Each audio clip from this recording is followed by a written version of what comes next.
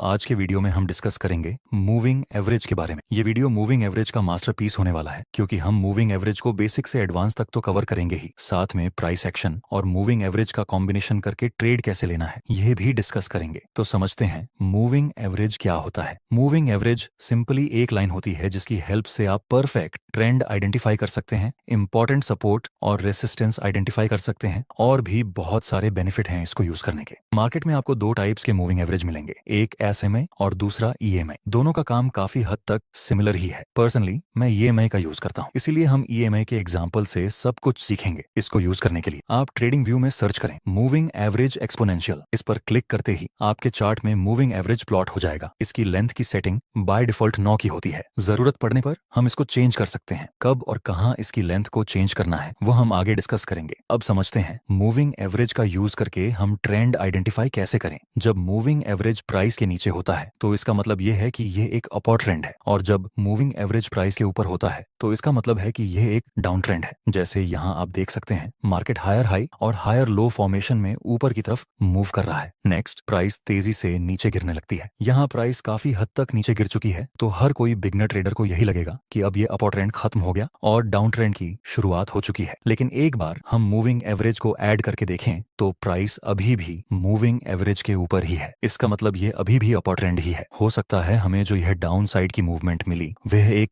Pull back हो। अभी हम इसको डाउन ट्रेंड तो नहीं बोल सकते, क्योंकि प्राइस अभी मूविंग एवरेज के ऊपर है और आगे प्राइस ने अपना अपर ट्रेंड कंटिन्यू किया अभी। नेक्स्ट एग्जांपल, यहाँ शुरुआत में प्राइस एक लोअर हाई लोअर लो फॉर्मेशन में नीचे आ रही थी और फिर एक बड़ा मूवमेंट हमें ऊपर की तरफ मिला। ऊपर की तरफ बड़ा मूवमेंट देखकर हम इसको अपर ट्रेंड कंसीडर नहीं कर सकते, क्योंकि प्राइस अभी भी ईएमए के नीचे ही है और आगे प्राइस ने अपना डाउन ट्रेंड कंटिन्यू किया भी था। अब समझते हैं कि मूविंग एवरेज को हम सपोर्ट और रेसिस्टेंस की तरह कैसे यूज कर सकते हैं। यहाँ अभी प्राइस मूविंग एवरेज के ऊपर है तो ये अपर ट्रेंड हुआ, और आप देख सकते हैं प्राइस बार बार इस मूविंग एवरेज का सपोर्ट लेकर ऊपर की तरफ मूव कर रहा है। मतलब यहाँ ईएमए ने सपोर्ट का काम किया। आगे हाईली चांस है कि जब प्राइस इस ईएमए के आसपास आए तो यही ईएमए का सपोर्ट लेकर मार्केट फिर से ऊपर की तरफ जा सकती है, और आगे यही हुआ। प्राइस ने ईएमए का सपोर्ट लिया और ऊपर साइड एक बिग मोमेंटम दिया। नेक्स्ट एग्जांपल, यहाँ आप देख सकते हैं प्राइस बार बार इस रेसिस्टेंस ईएमए को टच करके नीचे गिर रहा था, तो आगे भी संभावना है कि प्राइस फिर से इस ईएमए का रेसिस्टेंस लेकर नीचे आ सकती है, और यहाँ ऐसा हुआ भी। प्राइस ने ईएमए का रेसिस्टेंस लिया और एक बिग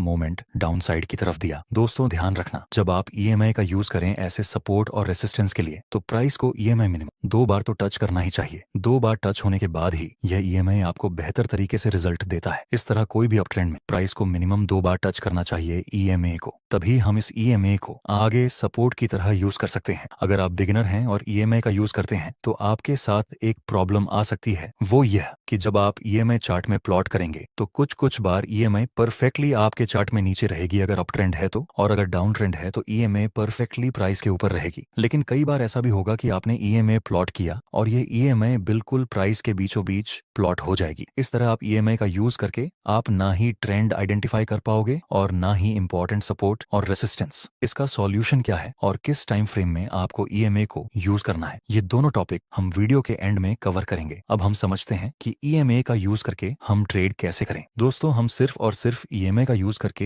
एक भी ट्रेड नहीं करेंगे, हम प्राइस एक्शन के साथ ईएमए का कॉम्बिनेशन करके ट्रेड करेंगे, जिससे कि हमें बेहतर रिजल्ट मिले। आप देख सकते हैं अभी बी की प्राइस ईएमए के ऊपर है, सो ये एक अपर ट्रेंड हुआ। अपर ट्रेंड है तो हम बाय की अपॉर्चुनिटी फाइंड करेंगे। यहाँ नीचे प्राइस ने 2 बार ईएमए को टच भी किया है, इसलिए हम इसको आगे एज अ सपोर्ट यूज कर सकते हैं। 2 बार प्राइस ईएमए का सपोर्ट लेकर ऊपर गया था, तो आगे भी संभावना है कि तीसरी बार ईएमए के पास आए तो फिर से एक अपसाइड मूवमेंट मिले। नेक्स्ट प्राइस आती है ईएमए के पास, तो क्या हमें यहाँ बाय में एंट्री कर लेनी चाहिए? नहीं, हमें कुछ और भी कंफर्मेशन देखनी चाहिए, जैसे कि कोई कैंडलस्टिक पैटर्न, कोई सपोर्ट रेजिस्टेंस। यहाँ जिस जगह पर प्राइस ने ईएमए को टच किया उस जगह पर पहले एक रेसिस्टेंस लेवल था जो कि अब एक सपोर्ट का काम करेगा। उसके बाद हमें डोजी प्लस कंफर्मेशन कैंडल का सिग्नल मिला। अगर आप ध्यान से देखें तो इस डोजी कैंडल का लोअर शैडो बहुत लंबा है। इसका मतलब इस कैंडल में तो बायर्स का डोमिनेंस है और ईएमए का सपोर्ट तो था ही। अब हम बाय में एंट्री कर सकते हैं, क्योंकि हमें प्राइस एक्शन के अनुसार भी बाय का सिग्नल मिल रहा है। और ईएमए के अनुसार भी बाय का सिग्नल मिल रहा है। स्टॉप लॉस हम इस डोजी कैंडल के लो से थोड़ा नीचे रखेंगे और प्रॉफिट टारगेट रेसिस्टेंस के पास आप चाहे तो प्रॉफिट टारगेट को ट्रेल भी कर सकते हैं। दोस्तों फाइनली हमारा प्रॉफिट टारगेट कंप्लीट हो चुका है। नेक्स्ट एग्जांपल आप देख सकते हैं, प्राइस अभी ईएमए के नीचे है तो यह डाउन ट्रेंड हुआ। ईएमए अब रेसिस्टेंस का काम कर सकती है क्योंकि यहाँ 2 बार तो प्राइस ईएमए का रेसिस्टेंस लेकर नीचे आ चुका है, तो तीसरी बार भी संभावना रहती है कि प्राइस ईएमए का रेसिस्टेंस लेकर फिर से डाउनसाइड मूवमेंट दे। डाउन ट्रेंड है तो हम सेलिंग की अपॉर्चुनिटी फाइंड करेंगे। नेक्स्ट प्राइस आती है ईएमआई के पास और 3 ब्लैक क्रो की फॉर्मेशन बन चुकी है।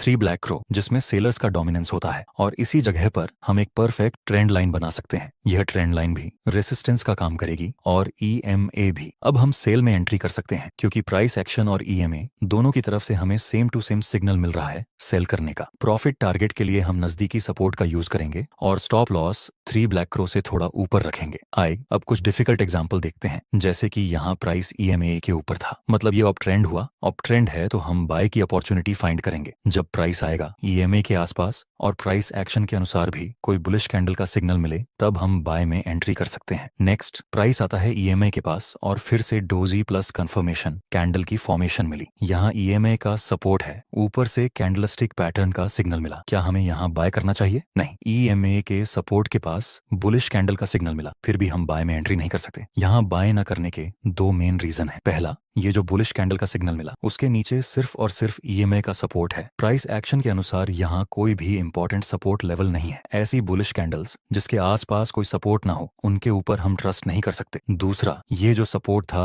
अब वह आगे रेसिस्टेंस का काम करेगा और कंफर्मेशन कैंडल एकदम इस रेसिस्टेंस के पास ही क्लोज हो चुकी है, इसलिए भी हम यहाँ बाय में एंट्री नहीं कर सकते। नेक्स्ट, प्राइस इस ईएमए को नीचे की तरफ ब्रेक कर देती है। कुछ लोग सिखाते हैं कि जब ईएमए ब्रेक हो और ब्रेकआउट के बाद कंफर्मेशन कैंडल मिले तब आप एंट्री कर सकते हैं, लेकिन दोस्तों ये बहुत ही रिस्की काम है। आपको रिटेस्ट का वेट करना चाहिए। आगे हम देखें तो मार्केट ईएमए का ब्रेक डाउन देने के बाद रिटेस्ट करने के लिए भी आता है और shooting star plus confirmation candle की फॉर्मेशन मिली। अब हम सेल में एंट्री कर सकते हैं। स्टॉप लॉस इस शूटिंग स्टार के हाई से थोड़ा सा ऊपर और प्रॉफिट टारगेट रखेंगे हम इस सपोर्ट के पास जो पहले रेसिस्टेंस था। आगे देखते हैं क्या होता है। हमारा प्रॉफिट टारगेट हिट होता है या स्टॉप लॉस। अभी अभी हमारा टारगेट कंप्लीट हुआ और तुरंत ही मार्केट ऊपर चला गया। ये ट्रेंड तो डाउन का है, ऐसा समझ के अगर हमने बड़ा प्रॉफिट टारगेट रखा होता और ये इंपॉर्टेंट लेवल को इग्नोर किया होता तो हमारा टारगेट हिट होने से पहले स्टॉप लॉस हिट हो जाता। इसलिए सपोर्ट और रेसिस्टेंस को हमें इग्नोर नहीं करना चाहिए। इस स्ट्रेटेजी की एक और खास बात है जिसको मैं पर्सनली फॉलो करता हूँ। यहाँ प्राइस ईएमए के ऊपर है लेकिन प्राइस और ईएमए के बीच में बहुत ही ज्यादा गैप है।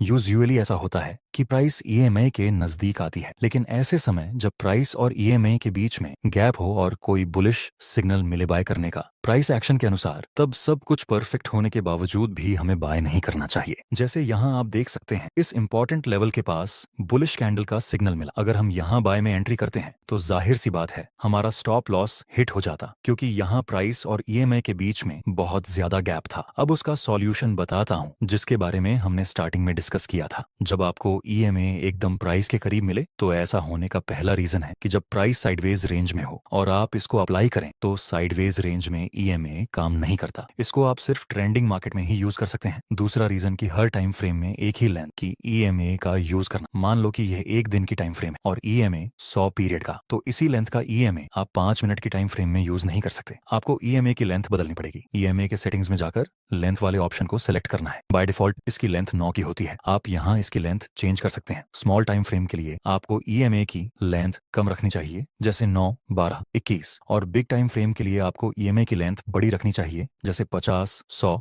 200। जैसे जैसे आप ईएमए की लेंथ बढ़ाते जाएंगे उसी हिसाब से ईएमए और प्राइस के बीच का गैप बढ़ता चला जाएगा। जैसे 9 ईएमए प्राइस के बहुत ही करीब होती है, 21 उससे थोड़ी दूर, 50 उससे भी दूर, और 100 और 200 ईएमए प्राइस से बहुत ही ज्यादा दूर होती है। Generally most of the trader 9, 21, 50, 100 EMA का यूज करते हैं। दोस्तों ये वीडियो आपको कैसा लगा अपना रिव्यू कमेंट में जरूर बताएं।